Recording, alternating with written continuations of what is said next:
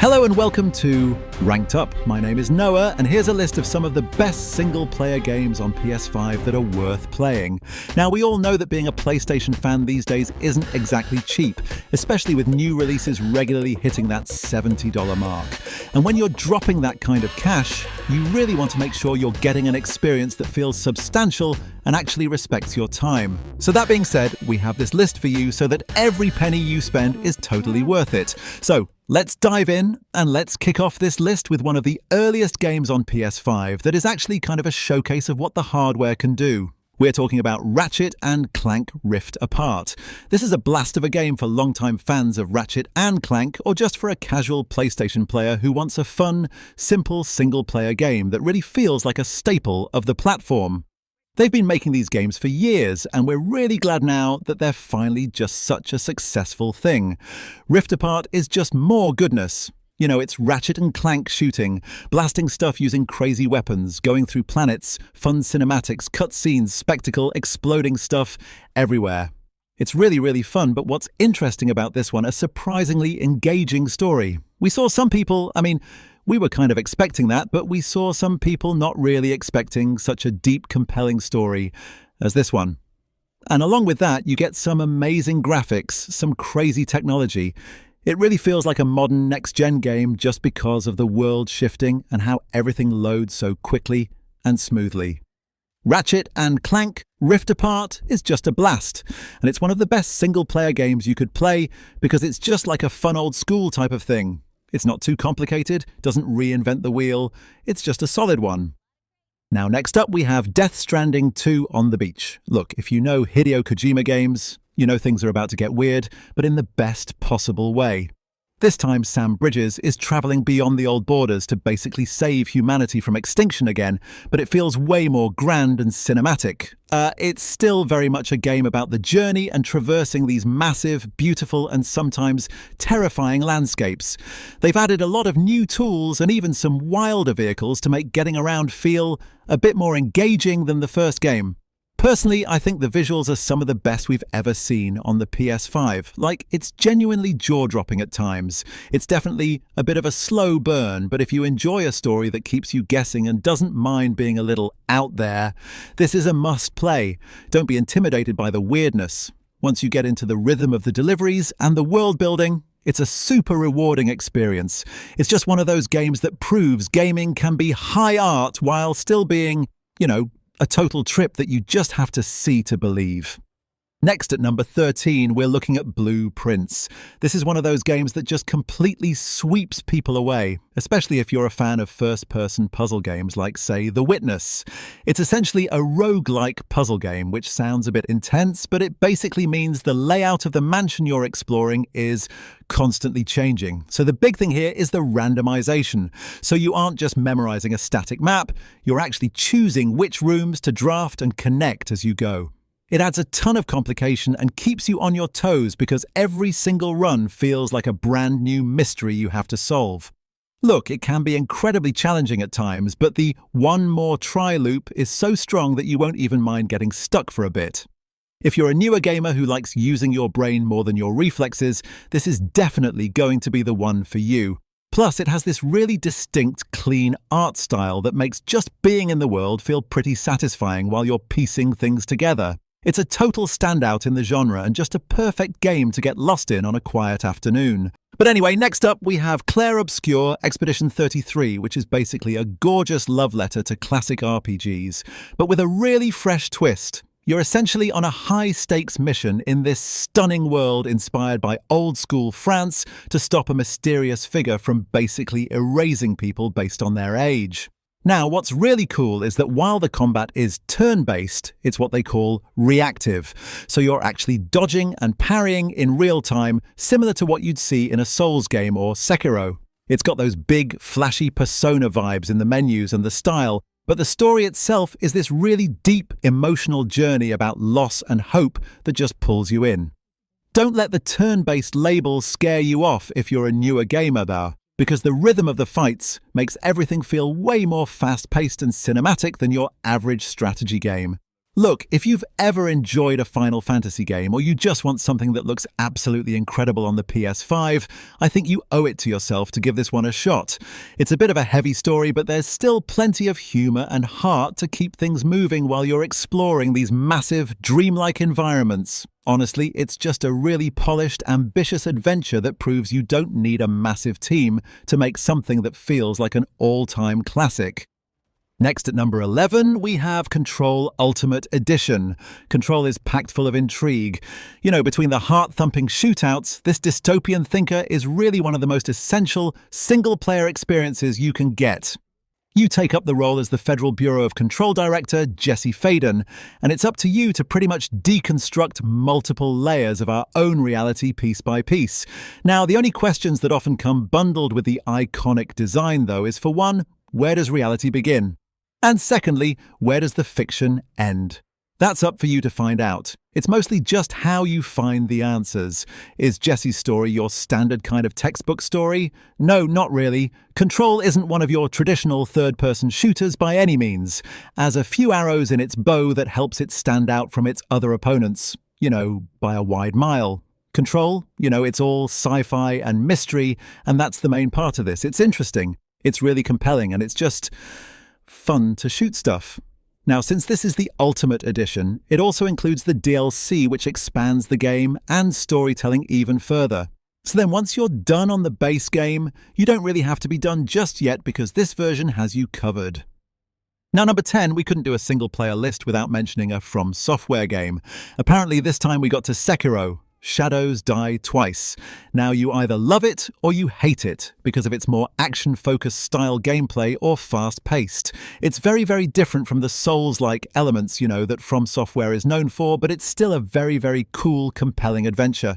It's either breathtakingly badass or just frustratingly difficult, depending on who controls it. That being said, there are no two ways about it.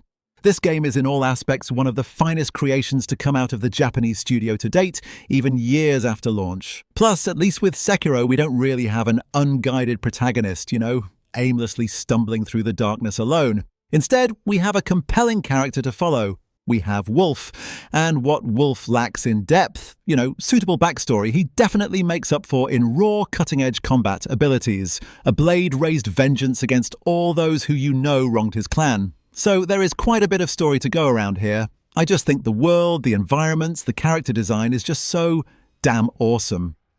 Now over at number 9, we have Resident Evil Village.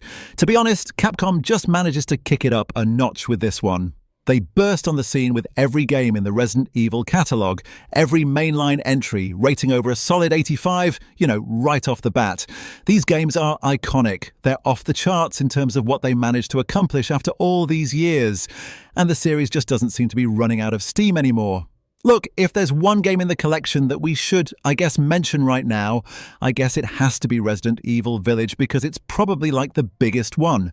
This is Resident Evil as its core.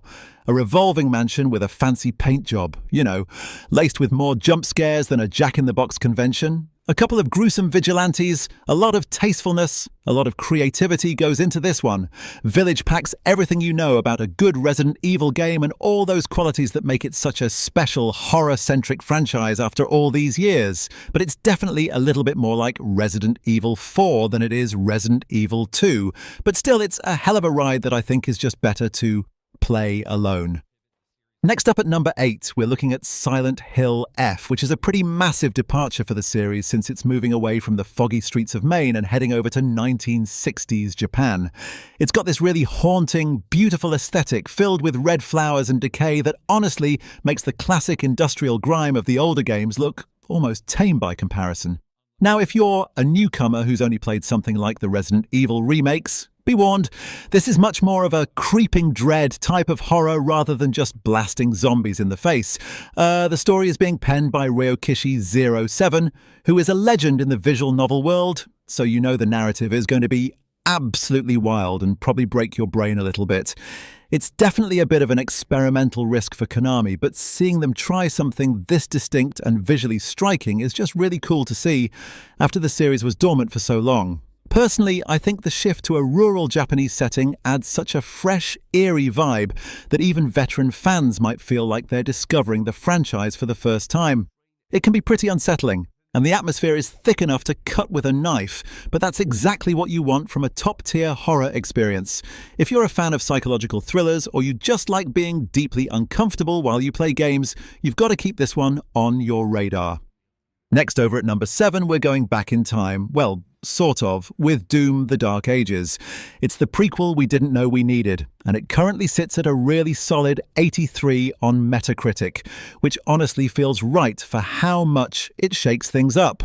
Unlike the crazy high-flying gymnastics of Doom Eternal, this one is a lot more grounded and heavy. You're basically playing as a walking iron tank in a twisted medieval fantasy world.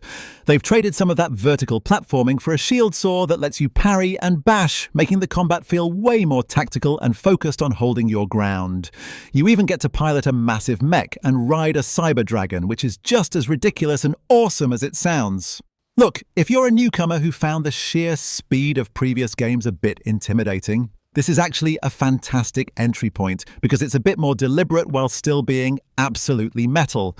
It's got that gritty, dark atmosphere, but it never loses that signature Doom soul of just obliterating everything in your path. Even if you miss the constant dashing of the last game, there's just something so satisfying about the weight of the weapons here. If you're looking for a pure, single-player adrenaline rush that doesn't hold your hand, you've got to give this a spin.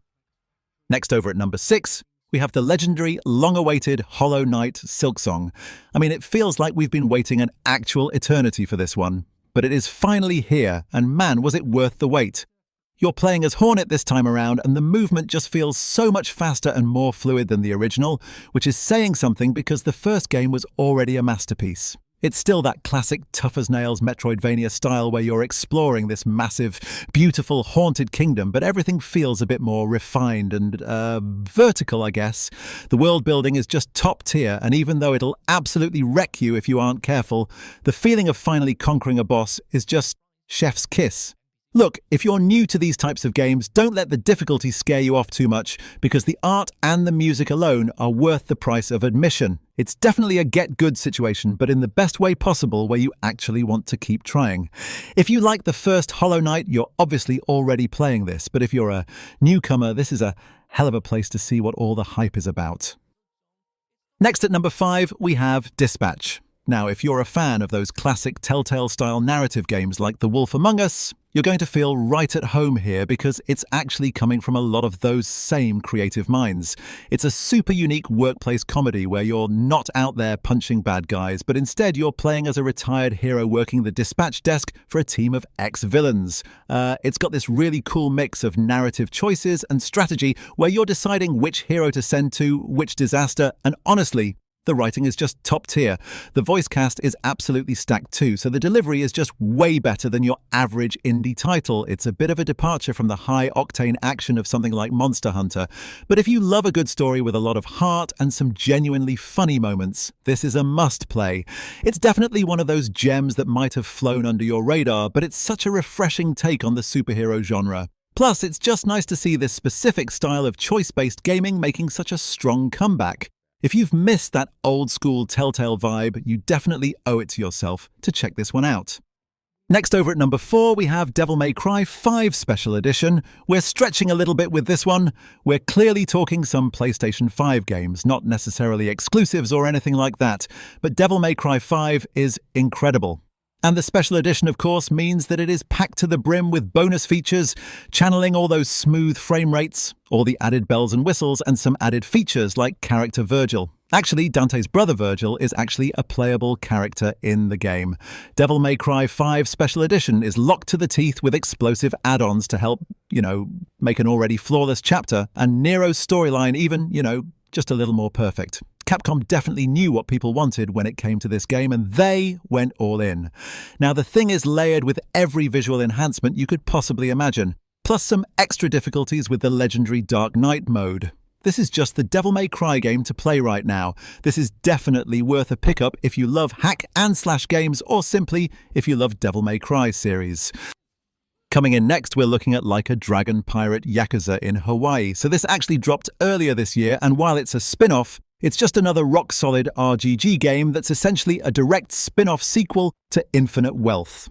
This time around, the spotlight is finally on Majima, but he's playing pirate, not like historical pirate, more like modern-day Hawaii pirate stuff because he's got amnesia. It completely ditches the turn-based combat we saw in the last few games and goes back to that classic fast-paced brawler style, but now you can actually jump and do mid-air combos like you're in Devil May Cry or something. There's also this whole naval combat system that feels a bit like Assassin's Creed, Black Flag, where you're upgrading your ship and managing a crew of absolute weirdos. Look, it's definitely one of the goofier entries in the series, but it still has those surprisingly deep, heartfelt moments RGG is known for. It's got all the usual distractions, karaoke, kart racing, and some pretty wild sub-stories. So if you like keeping things light and loose but want a lot of variety, this is 100% the game for you. Plus, let's be real, seeing Majima as a pirate captain is just the kind of chaos we all needed. Next at number 2, we've got Ghost of Yotei. Look, if you loved Ghost of Tsushima, this is basically the massive next-gen glow-up we've all been waiting for. It's a standalone sequel set over 300 years later, so we're trading Jin Sakai for a brand new badass named Atsu. The story is a super personal revenge quest against this group called the Yotei 6, and it's way more gritty and atmospheric, especially with the 1603 Hokkaido setting being this lawless, wild frontier. What's really cool is how they've shaken up the combat. You're not just stuck with a katana anymore. Now you've got spears, firearms, and even dual wielding, which feels totally different from the stance switching in the first game. Plus, you get a pet wolf to help you out in a fight, which, let's be real, is a total game changer.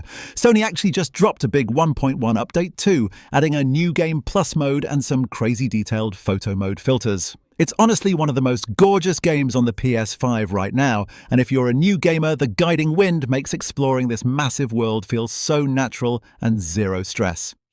Now at number 1, we have Uncharted 4, A Thief's End. Now, you know, when you think over like the best PlayStation exclusives or PlayStation games or just like single-player adventure games out there, the Uncharted franchise is exactly what you're imagining.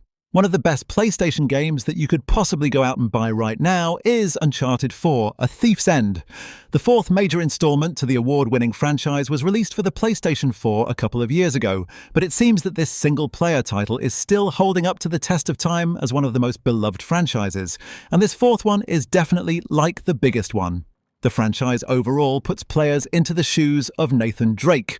As of course you've probably heard of, this wisecracking adventurer who goes around the world seeking lost treasures or mysterious artifacts. In a lot of ways it just feels like the video game equivalent of something like Indiana Jones. Now, in this particular installment, the series gets wrapped up in a real heartfelt conclusion, just to avoid keeping, going down this adventure-driven storyline for potentially too long. This one wraps it all up nicely. Everyone that you like from the previous games are pretty much here. The gameplay that we all know and love is very much present in this game, and it really just feels like the next evolution of Uncharted 3 with bigger areas, more ways to take out enemies, more ways to get into shootouts, a lot more variety, and a really incredible conclusive ending that you really just can't beat. But those are 15 of the best single-player games you could play right now on PS5. Of course, there's a lot more out there, but we can't just cover them all in one video. But anyway, let us know what you think. If you like this video, click that like button. And if you're new, consider subscribing for more videos like this. Thanks for watching, and see you in the next one.